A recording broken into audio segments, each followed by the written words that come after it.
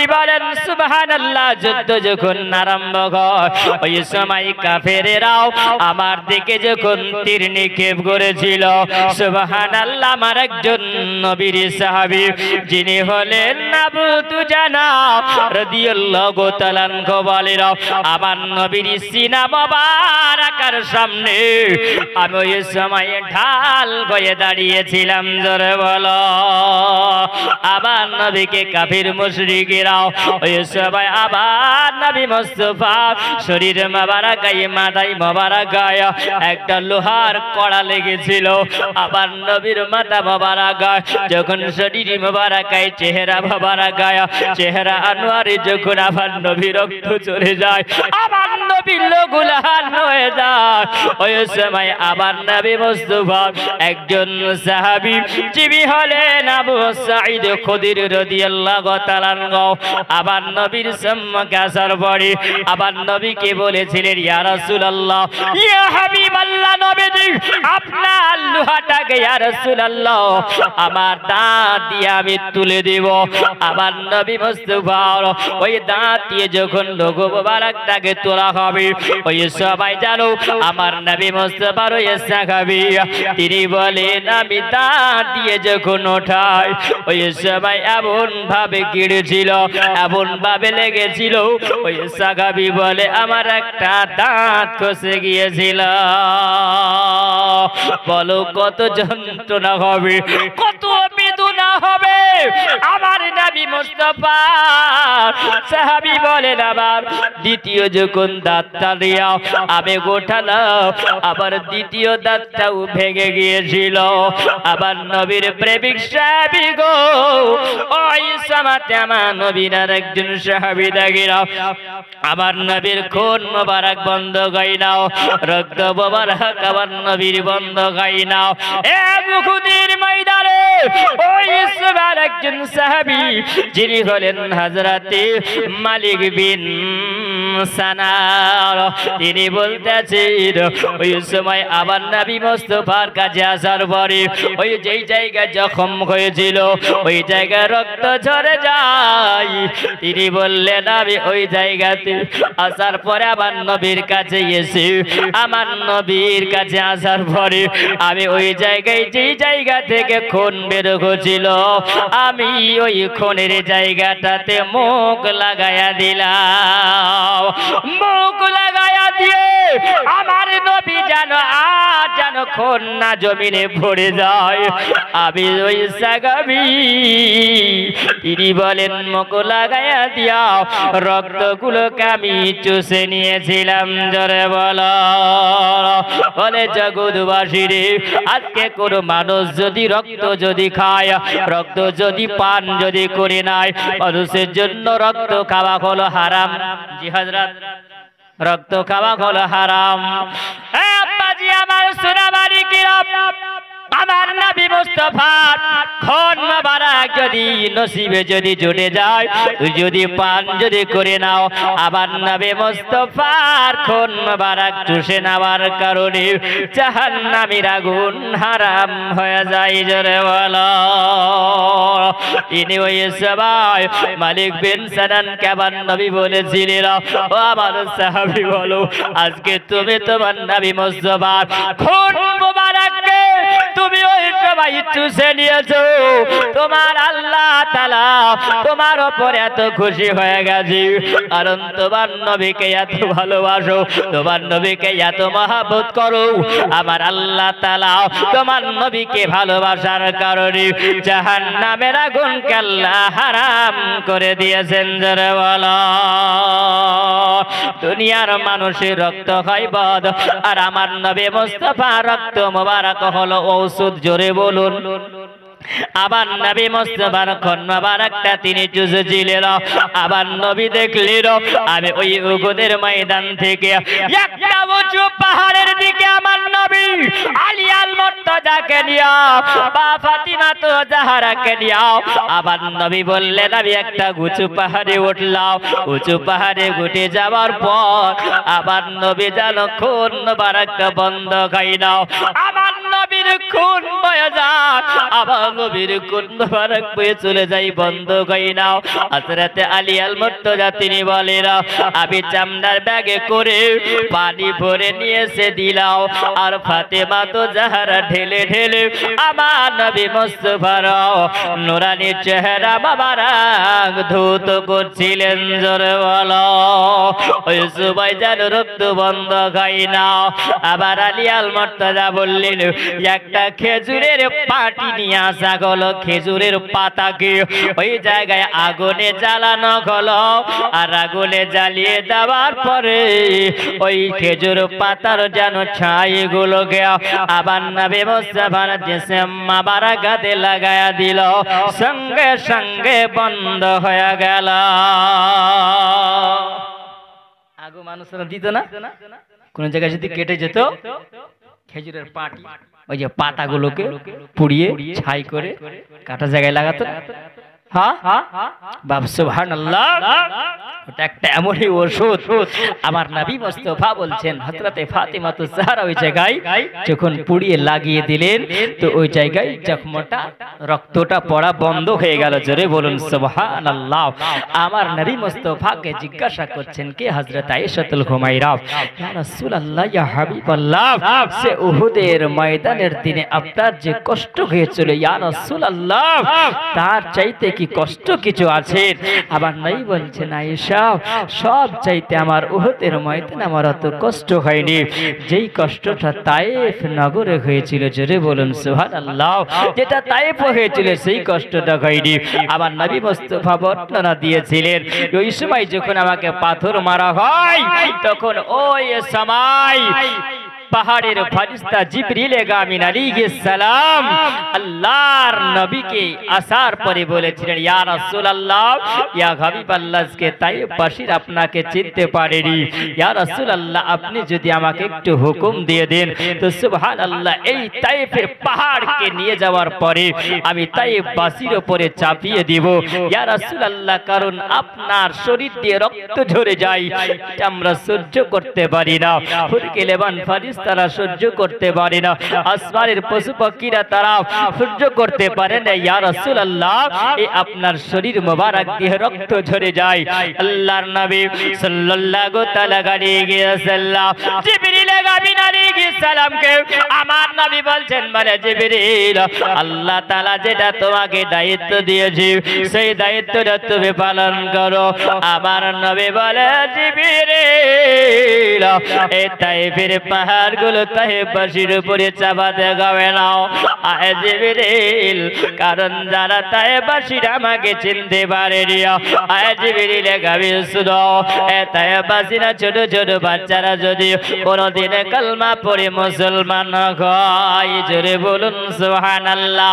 পাহাড়ের ফেরেশতারাও আমার নবীকে বলে ইয়া রাসূলুল্লাহ ইয়া হাবিবাল্লাহ নবীজি, ইয়া রাসূলুল্লাহ ইয়া হাবিবাল্লাহ আপনার শরীর দিয়ে রক্ত ঝরে যায়, আপনার দেখতে পারি না ইয়া রাসূলুল্লাহ, আপনি যদি একবার হুকুম যদি দিয়ে দেন এই পাহাড় গুলোকে তুলার মতন করে ধরে দিব ইয়া রাসূলুল্লাহ, এই তায়েফবাসীকে বাঁচিয়ে রাখবো না, কারণ তারা আপনাকে চিনতে পারে না। ইয়া রাসূলুল্লাহ ইয়া হাবিবাল্লাহ নবীজি, আপনার শরীর দিয়ে রক্ত ঝরে যায়, আপনি একবার হুকুম দেন। আবার নবী বলছেন এ পাহাড়ের ফেরেশতারা আল্লাহ তোমাকে যেটা দায়িত্ব দিয়েছে সেই দায়িত্বটা আল্লাহর হুকুমে পালন করো।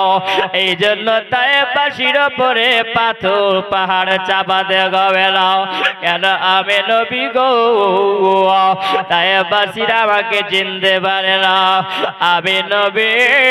ছোট ছোট বাচ্চারা যদি মারা যায় আমি নবী রহমাতাল লিল আলামিন, জোরে বলুন সুবহানাল্লাহ।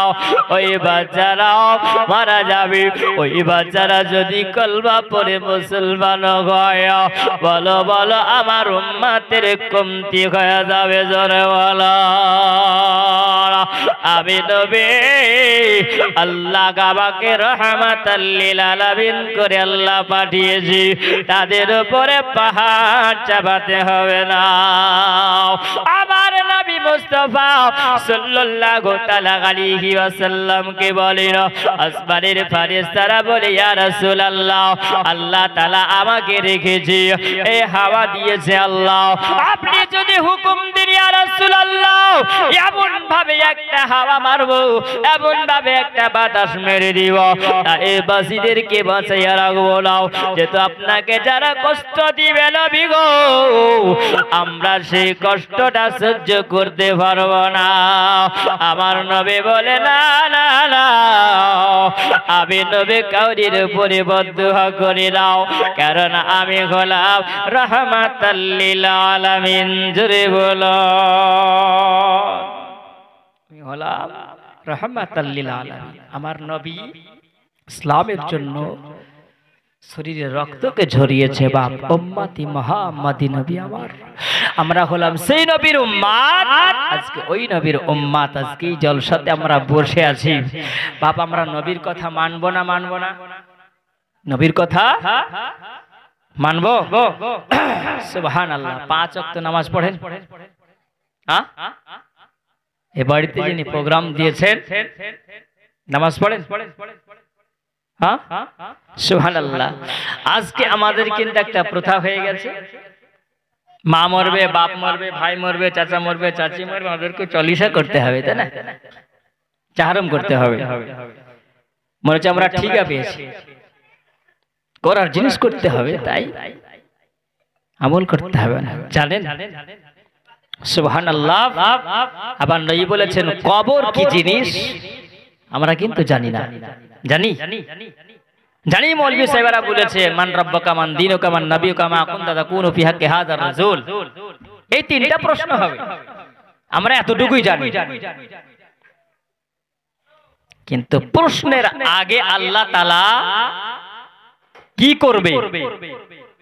কবরে যখন রাখা হয় আমরা যে চালিসা পালন করি, তো এই চালিসা আমরা কেন মানাই, কিসের জন্য?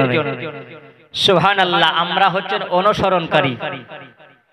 এই 40 দিনকে এজন্য পালন করা হয়, মানুষের কবরে যখন 40 দিন হয়ে যায় কোন কবরবাসীর, সুবহানাল্লাহ, 40 দিনের সময় শরীরের মাংসগুলো আস্তে আস্তে খসতে আরম্ভ করে। জোরে বলেন। আপনারা দিকে কি বলে, যেটা আমাদের দিকে গুড়া বলে, গুড়া, বুঝতে পেরেছেন? গোবর দিয়ে পাটকাঠি দিয়ে যেটা লম্বা করে বানাই, ওটা কি বলে আপনাদের দিকে? ঘুষি। এক এক দিকে এক এক ভাষা, ঘুষি বলে। ওই ঘুষিটা যদি দেখবেন গোবরগুলোকে লাগানোর পরে ঘুষিটাকে খাড়া করে রেখে দিবেন, শুকিয়ে যাবে, তারপরে শুকানোর পরে যদি বৃষ্টি হয়, আচ্ছা বলুন তো আর কি ওই গোবর থাকবে, ঘুষি থাকবে? হ্যাঁ, পাটকাঠি গুলো খাড়া থাকবে, সব ঘুষিগুলো খসে পড়ে যাবে।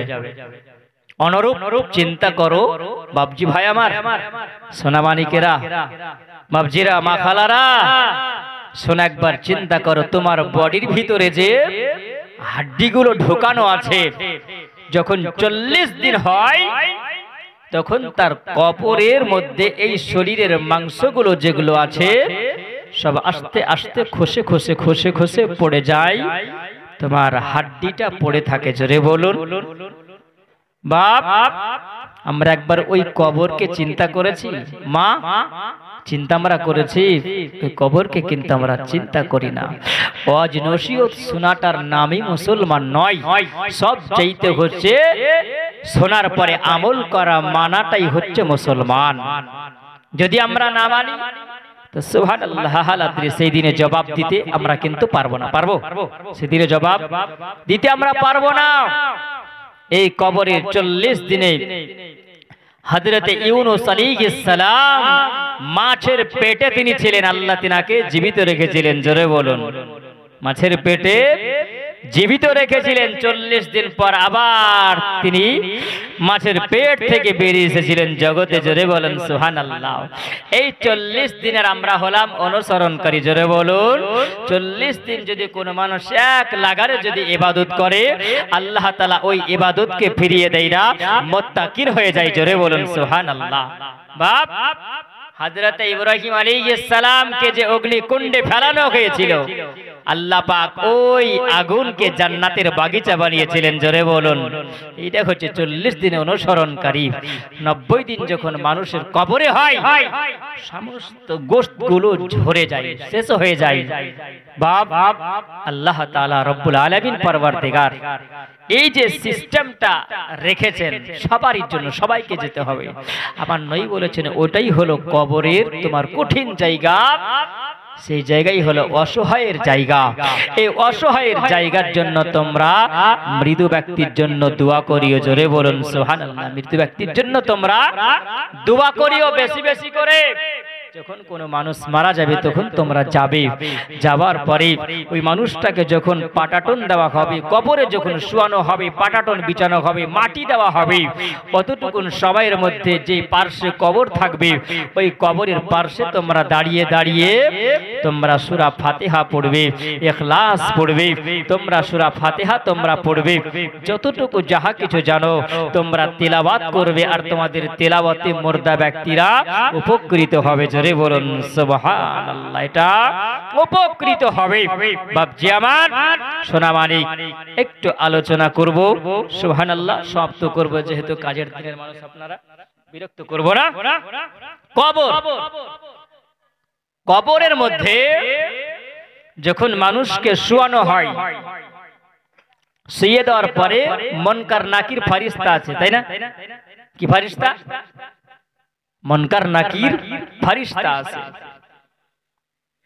ওই মুনকার নাকির ফেরেশতার আগে আমার নবী বলছেন, শরহে সুদূর এই কিতাবের মধ্যে লেখা আছে, হযরত আল্লামা সিদ্দি রাহমাতুল্লাহ আলাইহি তিনি লিখছেন, তিনি বলছেন হযরতে আবু সাঈদ খুদরি রাদিয়াল্লাহু তাআলা আনহু, আবু আশআরী, আবু মুসা আশআরী রাদিয়াল্লাহু তাআলা আনহু তে বর্ণিত আছে, হযরতে মাসউদ রাদিয়াল্লাহু তাআলা আনহু তে বর্ণিত আছে, হযরত আয়েশা সিদ্দিকা রাদিয়াল্লাহু তাআলা আনহা হতে বর্ণিত আছেন।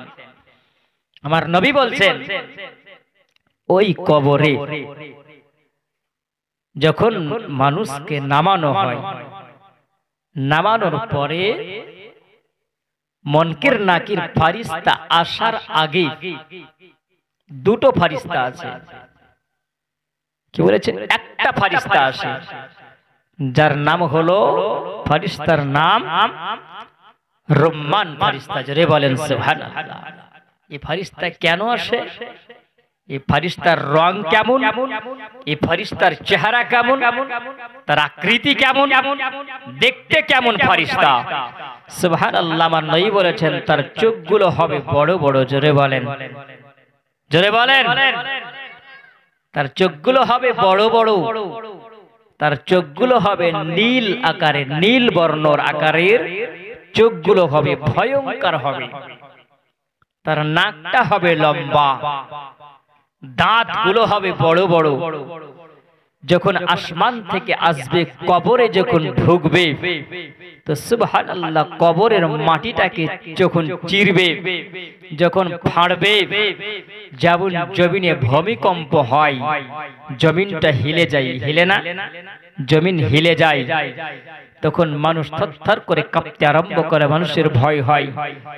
তার চাইতে কবরের যখন আসবে, মাটিগুলো যখন চিরবে, তখন ওই সময় সুবহানাল্লাহ তার চাইতে ৭৭ গুণ বেশি আওয়াজ হবে। জোরে বলুন ৭৭ গুণ বেশি যদি হয়, এই একবার ভূমিকম্প হলে যদি দুনিয়া হিলে যায়, তাহলে তার চাইতে ৭৭ গুণ বেশি যদি হয়, তাহলে তোমার কবরটা কেমন হবে? জোরে বলেন সুবহানাল্লাহ। আমার নবীকে জিজ্ঞাসা করছেন হযরত আয়েশা, ইয়া রাসূলুল্লাহ, সেই ফেরেশতাটা কেন আসবেন?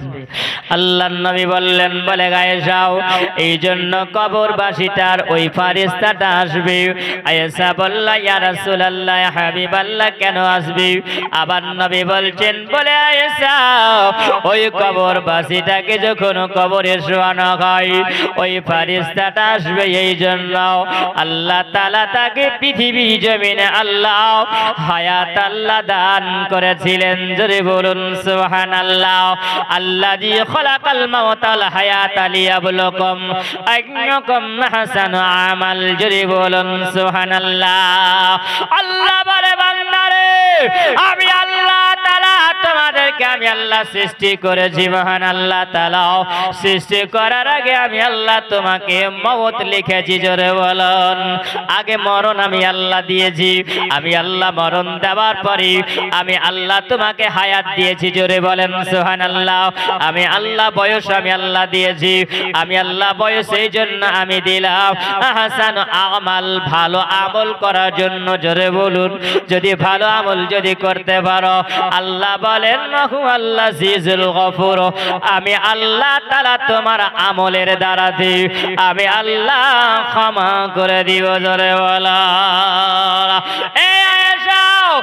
এই জন্য ওই কবরবাসী কবরে ফেরেশতারা আসবে, ভয়ানক চেহারা নিয়ে আসবে। যেমনি ভয়ানক চেহারাটা দেখবে, ওই কবরবাসীটাকে জীবিত যখন করা হয়, মাওলানা সাহেব পড়ছিলেন, মিনহা খালাকনাকুম ওয়া ফিহা নুঈদুকুম ওয়া মিনহা নুখরিজুকুম তারাতান উখরা। যেই মাটি দিয়ে তোমাকে সৃষ্টি করা হলো, যেই মাটিতে আবার তোমাকে, ওই মাটিতেই তোমাকে পুনরায় শোয়ানো হবে, আবার তোমাকে জীবিত করা হবে। জোরে বলুন, আবার যখন তোমাকে জীবিত করা হয়, ওই সময়তে যখন তুমি এই ফেরেশতাটাকে যখন তুমি দেখো, দেখার পরে তুমি ভয়ে জড়সড় হয়ে যাবে। কোন দিকে পালাবো, কোথায় গেলে আশ্রয় পাবো? কারণ কবরের মধ্যে তুমি জীবনে কোনোদিন দুনিয়াতে ওই রকম ভয়ঙ্কর চেহারা তুমি দেখনি। ভয়ঙ্কর চেহারা দেখে তুমি যখন ডান দিকে পালাবে, তোমার ডান দিকের কবরের মাটিতে আড়াল করবে। কোথায় পালাবে? পালাবার জায়গা নাই, কারণ ছোট্ট একটা জায়গাও। তুমি যখন বাম দিকে ঠেলা মারবে, বাম দিকে পালাবে। আবার মবজিরাও, ওই সময় পালানো যাবে না। যখন পিছন দিকে পালানো যাবে, পিছন দিকে পালানো হবে না। সামনে দিকে পালাবে, সামনে দিকেও পালা যাবে না। জোরে বলুন, কবরে পালা যাবে, কবরে পালানো যাবে না। আব্দুল আহাদ গাছকে ধরা দাও নাও, কিন্তু কবরে যেদিন যাবে সেই দিনে তোমাকে ধরা খেতে হবে। ভয়ঙ্কর চেহারাটা দেখে বলবে, তুমি কে গো? আমি তো তোমাকে দেখি নাই। এইরকম ভয়ঙ্কর চেহারাওয়ালা বলো, তিনি বলবেন, গো কবরবাসী আল্লাহর বান্দা, আমি তোমার কাছে এসেছি আল্লাহর হুকুমে, কারণ এই কবরে আমি তোমার কাছে এসেছি। এবার তুমি জীবনে যতদিন ধরে পৃথিবীতে ছিলাও, বলে তোমার যাহা কিছু হয়ে যাও, তুমি নেকি করেছে না পাপ করেছ, যা কিছু করেছো সব আজকে তুমি আমাকে একটু লিখিত করে দাও।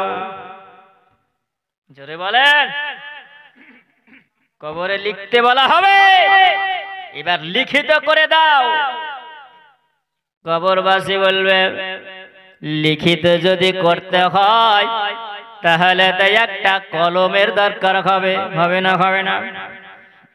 ফেরেশতারা বলবে, বলে কলম লাগবে না, তোমার হাতের যে আঙুলটা আছে, এই আঙুলটাই হলো তোমার জন্য কলম। জোরে বলুন, মন গড়ানো কথা নয়, এটা বানানো কথা নয়, এটা হলো মাওলানার কোনো মনের কথা নয়, এটা কোনো জগৎবাসীর কথা নয়। এই কথাটা হলো আমার নবী রাহমাতাল লিল আলামিনের কথা। জোরে বলো। আবার নবী জগৎবাসীকে বললেন, এ জগৎ জগৎবাসী রে, কবরটা হবে তোমার জন্য ভয়ঙ্কর, কবরটা হবে কঠিন তোমার জন্য মুসিবতের জায়গাও। ওই ফেরেশতাটা বলবে বলে লিখতে আরম্ভ করো। তখন বলবে আমার কাছে তো কলম নাই, কেমন করে লিখব? বলবে তোমার শাহাদাতের আঙুলটাকে কলম বানায় নাও, তারপরে তুমি লিখতে আরম্ভ করো। বলছেন আল্লাহর ফেরেশতা, এইটা কি কলম বানানো যায়? এটা তো হলো আঙুল, আঙুল দিয়ে তো কোনো কালি পাওয়া যাবে না, পাওয়া যাবে কালি তো পাওয়া যাবে না। ফেরেশতা বলবে বলে বান্দারে, এই কারণটা আমি আঙুলটাকে একবারে জিহ্বাতে ঠাকাও, আর যে জিহ্বায় ঠাকাবে আর জিহ্বাতে ঠাকালে তোমার থুতু আসবে মুখ থেকে, আর এই থুতুটাই তোমার জন্য কালি হয়ে যাবে। জোরে বলো।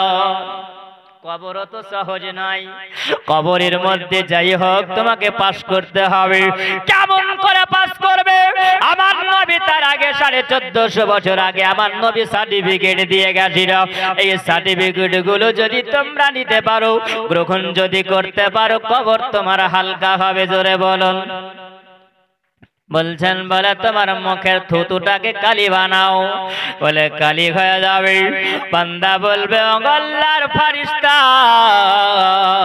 বলে কালি তো বানাবে এটাও বুঝে নিলাম, আঙুলটাকে কলম বানাবে এটাও বুঝে নিলাম, বলে এখন যদি লিখতে হয় তাহলে তো একটা কাগজের দরকার হবে, হবে না? হবে না? কাগজের দরকার হবে। আমার মহান আল্লাহ তাআলা তিনি বলেছেন আমার বান্দা বান্দিরাও যখন তোমরা কবরে আসবে, এটা করে আল্লাহ পাকের ফরমান। আমার নবী বলেছেন বলে জগৎবাসীরে, যখন তোমাদেরকে কবরে যাওয়ার আগে তোমাকে গোসল দেওয়া হবে, আর গোসলের সময়তে পুরুষের জন্য হবে 3 খান কাপড়, আর মহিলাদের জন্য হবে 5 খান কাপড়। জোরে বলুন, সত্য না মিথ্যা? আমার নবী বলছেন 3টা হলো পুরুষের জন্য আর 5খানা হলো মহিলার জন্য। এই 5খানা কাপড় 3খানা কাপড় বলো এ জগৎবাসীর জন্য হবে, এটা কাফন হয়ে যাবে।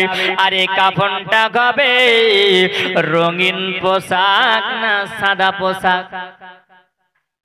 বলেন। সাদা পোশাক হবে।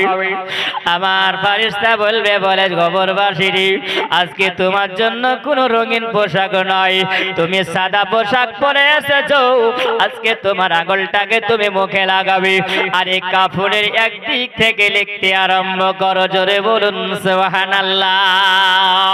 বান্দা বলবে আল্লাহ, আজকে তোমার এই কবরে আসার পরে এত চেষ্টা করলাম, এত বাহানা করলাম, কিন্তু আল্লাহ এই কবর থেকে রেহাই পাওয়া গেল। এখন যদি লিখবো মাওলা জীবনে কোনোদিন আমি নেকির কাজ করি, জীবনে কোনোদিন ভালো কাজ করি না, যা করেছি মাওলা সবই তো পাপ কাজ করেছি, যা করেছি মাওলা সবই তো গুনাহ করে ফেলেছি। ওগো আল্লাহ, এখন যা লিখবো সবই তো গুনাহ লিখতে আরম্ভ করবো, কারণ সেই সময় তোমার রেহাই হবে না। এটা ভাবতে হবে আব্বাজি মুসলমান আমার সোনাবাড়ি কেরাও, তুমি যা কাজ করবে মানুষকে তুমি ছুপাবে, কিন্তু আল্লাহ তাআলা তোমার কাঁধে ফেরেশতা রেখেছে, এটা জানবে কেউ না দেখলে ফেরেশতা দেখছে। জোরে বলুন। যদি আপনি এটা ভাবেন রাত্রিবেলায় চুরি করব, পরের মালকে ছিনিয়ে নেব, কোনো মানুষ দেখতে পাবে না, চুরি করব কেউ দেখতে পাবে না, দেখবেন কে? জোরে বলেন আল্লাহ। আর আল্লাহ তাআলা এই কাঁধে একটা ফেরেশতা রেখেছে, কারামান আর কাতিবিন। জোরে বলুন কারামান আর কাতিব। কাতিব মানে হচ্ছে লিখনেওয়ালা, লিখনেওয়ালা ফেরেশতা রেখেছে। দুনিয়া আঁধার যদি হয়ে যায় এই ফেরেশতা জেগে থাকে। জোরে বলুন সুবহানাল্লাহ। কোন ফেরেশতারা খায় না, পান করে না, তারা ঘুমায় না, আল্লাহ যাকে যেভাবে ডিউটি দিয়েছে সেইভাবেই ফেরেশতারা ডিউটিতে আছে। জোরে বলেন, তারা ডিউটিতে আছে। এই ফারিস্তা ভাববেন যে এই ফারিস্তা দেখছে, সেই দিনে কবরে ধরা খেতে হবে। জোরে বলেন সুবহানাল্লাহ। বাপ, যদি আজকে আমরা সেই দিনে এখন যদি আমরা এই দুনিয়াতে ভালো আমল যদি করতে পারি, সেই দিনে ভালো আমলটাকে আমরা কবরে লিখে দিতে পারবো। জোরে বলেন সুবহানাল্লাহ। আব্বাজি আমার সোনাবাড়িকেরা, বলার উদ্দেশ্য হচ্ছে এটাই, কবর হবে কঠিন সবার জন্য। প্রশ্ন যখন শেষ হয়ে যাবে, তোমার ওইটা লেখা শেষ, ফারিস্তা তোমার গলাতে একটা তক্তি করে ঝুলিয়ে দিয়ে চলে যাবে। যদি ভালো হয় তাহলে পায়ে সাব্বাস বলবে, তুমি বান্দা, আল্লাহর প্রিয় বান্দা তুমি হয়েছো। আর যদি তোমার খারাপ যদি আমল হয়, সেদিন ওই তক্তিটাকে ঝুলিয়ে দেওয়ার পরে বুকে একটা লাত মেরে চলে যাবে যে আজকে তুমি বান্দা নাফরমানি বান্দা হয়েছে, আল্লাহর বান্দা তুমি হতে পারোনি, আল্লাহর নাফরমানি বান্দা হয়েছো। বান্দা ফারিস্তা যখন চলে যাবে, তিনজন দুজন ফারিস্তা আসবে, সওয়াল হবে। সওয়াল যখন শেষ, ভালো আর মন্দ আলোচনা শুনলেন বাবজি আমার, সুবহানাল্লাহ। শেষ যখন হবে তো দুটো স্থান হবে কবরের মধ্যে, একটা হচ্ছে ইল্লিন আর একটা হচ্ছে সিজ্জিন। দুটো স্থান, একটা ভালো আর একটা খারাপ। ব্রাদার, কবরের মধ্যেই থাকতে হবে। যদি ভালো আমল হয়, ভালো আমলের লম্বা আলোচনা আছে। আল্লাহ পাক ওই জান্নাতের খুশবু পাঠাবেন কবরের মধ্যে। জোরে বলুন সুবহানাল্লাহ। তার কবরটাকে ডান দিকে ৭০ গজ লম্বা করা হবে। জোরে বলুন। বাম দিকের ৭০ গজ লম্বা করা হবে, সামনে দিকে ৭০ গজ লম্বা করা হবে, পিছনের দিকে ৭০ গজ লম্বা করা হবে। আর এই লম্বা জায়গাতে বান্দা আরাম করে ঘুমাবে কিয়ামত পর্যন্ত। জোরে বলেন সুবহানাল্লাহ। মানুষটা যখন ঘুমাইয়া যাবে আর তাকে ডাক দিবে না, কেউ সাড়া দিবে না, এমন ঘুম ঘুমাবে, একই ঘুমে কিয়ামতের সকাল হবে। জোরে বলুন। আর ওই কবরে যদি আমল যদি তোমার দুনিয়াতে না হয়, তো তিনটা প্রশ্নের পর আল্লাহ তাআলা দুটো ফারিস্তাকে কবরে পাঠাবে। জোরে বলুন। আর এই দুটো ফারিস্তাকে যখন কবরে পাঠাবে, আল্লাহ ওই ফারিস্তাদেরকে, আমার নবী বলেছেন, ওই ফারিস্তা দুটোর চোখ দুটো হবে কানা। জোরে বলুন। ঘুমিয়ে গেছে, শেষ করে দি, লেগেছে, শেষ করে। কারণ কবরের মধ্যে ওই দুইজন ফারিস্তা আসবে, আর ওই দুইজন ফারিস্তার চোখ দুটো হবে কানা। কি হবে? কানা হবে। আর কানে হবে কালা, বহিরা, বুঝলে, শুনতে পাবে না, কানে ঠোসা হবে, যতই ডাকেন শুনতে পাবে না। আর নবী বলেছেন তাদের চোখ দুটো হবে নীল বর্ণের চোখ, তার দাঁত গুলো হবে বড় বড়। আল্লাহ তাআলা তাদের দুইজন ফারিস্তার হাতে লম্বা হাতুড়ি থাকবে লোহার। জোরে বলেন। কিসের হাতুড়ি? লোহার হাতুড়ি থাকবে। হযরতে কাতাদা জিজ্ঞাসা করছেন, ইয়া রাসূলুল্লাহ, তারাকে কানা কেন বানানো হলো আর কানে বহারা কেন হবে? সবাই তো দেখতে পাবে, তারা দুজনকে চোখে অন্ধ কেন বানানো হলো, কিসের জন্য? আমার নবী বর্ণনা দিয়েছেন। আমার নবী বলেছেন এই জন্য তাদেরকে চোখে কানা বানানো হয়, যখন আমার ওই ফারিস্তারাও কবরে এসে যখন হাজির হবে, আল্লাহ তাআলা বলবেন আমার মালায়েকা ফারিস্তারা কই বান্দাটা হলো নাফরমানি বান্দাও, তার কবরে চলে যাও।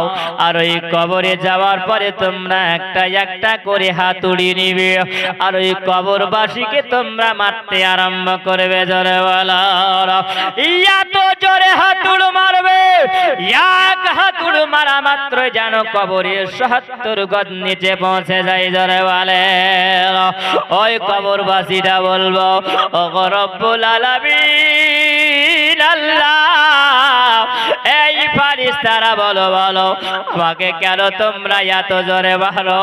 বলে একটু আস্তে হাতুড়ি চালাইয়া দাও, কারণ সবে মাত্র মরণের যন্ত্রণা থেকে আমি উঠে এসেছি, বলে আমি কবরে এসেছি, আমাকে তোমরা এত জোরে হাতুড় মারিও নাও। ফারিস্তারা তো কানে বহারা, শুনতে পাবে।